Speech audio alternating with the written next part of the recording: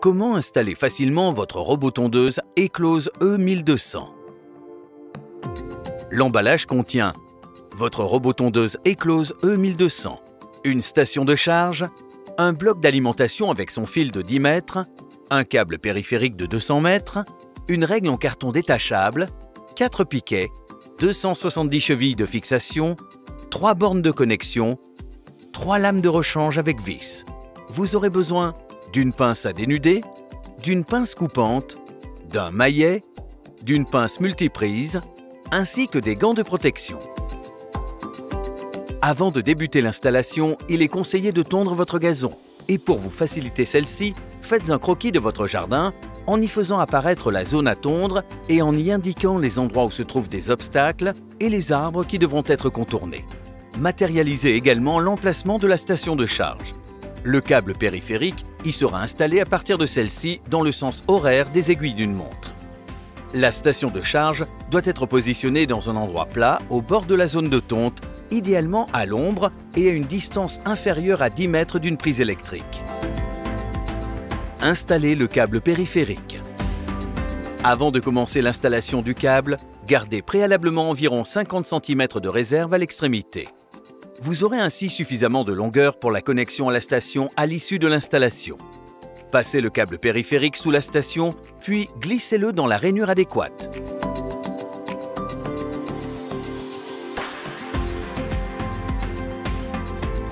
La flèche IN doit être orientée vers l'intérieur de la zone de tonte du jardin. Fixez le câble périphérique à l'endroit où il quitte la station de charge et à une distance minimale de 30 cm du bord de la zone de tonte afin que le robot ne puisse pas heurter d'obstacles. Pour réaliser cette opération avec précision, utilisez la règle d'installation fournie dans l'emballage. Continuez l'installation du câble à l'aide des chevilles de fixation en respectant un intervalle inférieur à 1 mètre entre chacune d'entre elles. Nous vous préconisons 70 cm environ.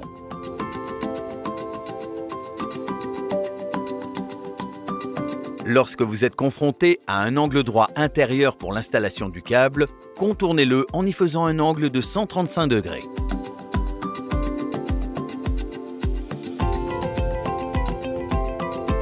Maintenez toujours une distance minimale de 30 cm du bord de la zone de tonte. La distance d'intervalle entre les chevilles doit être de minimum 40 cm lors du contournement d'un angle droit. Répétez cette étape à chaque angle droit de la zone de tonte du jardin.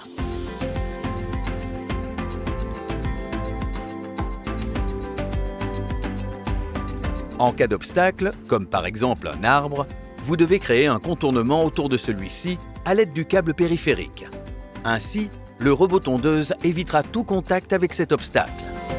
Avant de commencer à poser le câble périphérique autour de l'obstacle, veillez à ne pas enfoncer complètement la première cheville dans la terre afin de pouvoir y insérer le câble revenant de l'obstacle. Positionnez la première cheville à une distance minimale de 30 cm au bord de l'obstacle. Puis contournez l'obstacle avec une distance d'intervalle de 40 cm minimum entre les chevilles.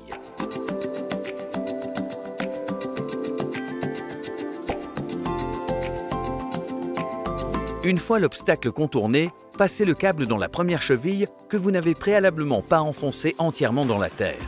Puis enfoncez la cheville. Attention à bien respecter le sens de contournement de l'obstacle. Placez les câbles aller et retour parfaitement bord à bord à l'aide des chevilles sans jamais les croiser. Dans le cas où il serait nécessaire de rallonger le câble périphérique, utilisez une borne de connexion fournie dans le carton de votre robot tondeuse. Celle-ci peut aussi être utilisée pour réparer une coupure de câble. Insérez chaque extrémité du câble dans un des trous de la borne de connexion, puis serrez à l'aide d'une pince multiprise jusqu'en butée.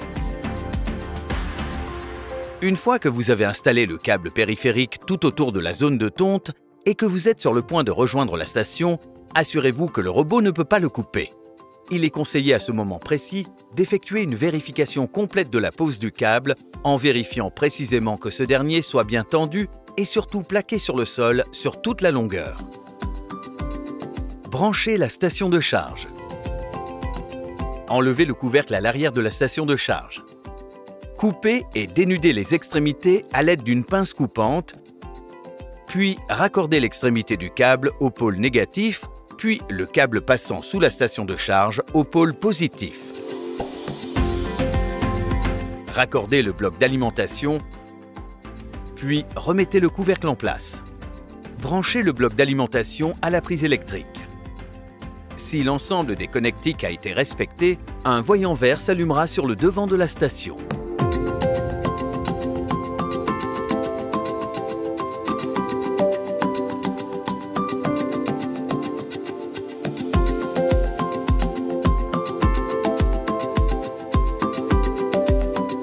Vous pouvez maintenant placer le robot sur sa station de charge.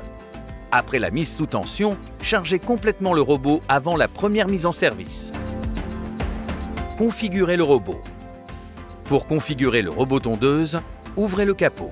Lors de la première utilisation, réglez la hauteur de coupe impérativement sur Max pour éviter d'endommager le câble périphérique qui ne serait pas plaqué au sol. Le code initial du robot lors de sa première utilisation est 1, 2, 3, 4. Sélectionnez le réglage « Paramètres fonctionnels » à l'aide des flèches pour y régler la durée de fonctionnement, la date et l'heure.